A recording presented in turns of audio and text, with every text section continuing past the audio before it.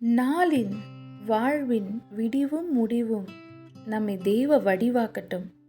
கண் காணாத கடினமான பாதையிலும் கண்மணி போல் காத்து வழிநடத்தும் கர்த்தரின் கருணையை ருசிப்போம். நீ போ என்ற வார்த்தை ஆபிரகாமை சுதந்திரிக்க செய்தது. வார்த்தையை கேட்டு வந்த சிரிப்பும் கூட சிறப்பானதை கர்ப்பத்தில் உதிக்க செய்தது. முன்னே கடல், பின்னே படை, முறுமுறுக்கும் கூட்டத்தின் நடுவே மூழ்கடிக்காத பாதை முன்னவன் மோசேக்கு திறந்தது. திடப்படுத்தும் வார்த்தையை பெற்று திடனான சுவர்களை விசுவாசத்தின் குரலால் தவிடு பொடியாக்கி ஆகாதவர்களை விட்டு விலக்கி ஆதாரமாய் அனைவருக்கும் பங்கிட்டது.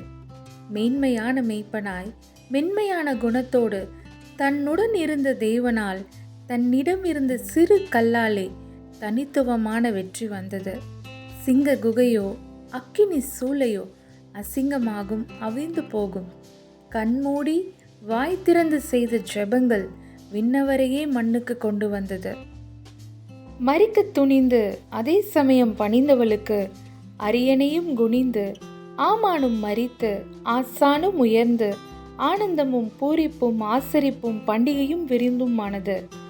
கட்டப்பட்டிருந்த கனவான் கட்டுப்படாமல் சுவிசேஷத்தை கட்டுவிக்காமல் கூறினதினால் சங்கிலிகளும் உள்ளங்களும் சங்கங்களும் சபை அங்கமாய் மாறிற்று. இதுபோல் நமக்கு முன்னும் சிரமமான வனாந்திர வழிதான் தெய்வகரம் நம்மை வழிநடத்தும்.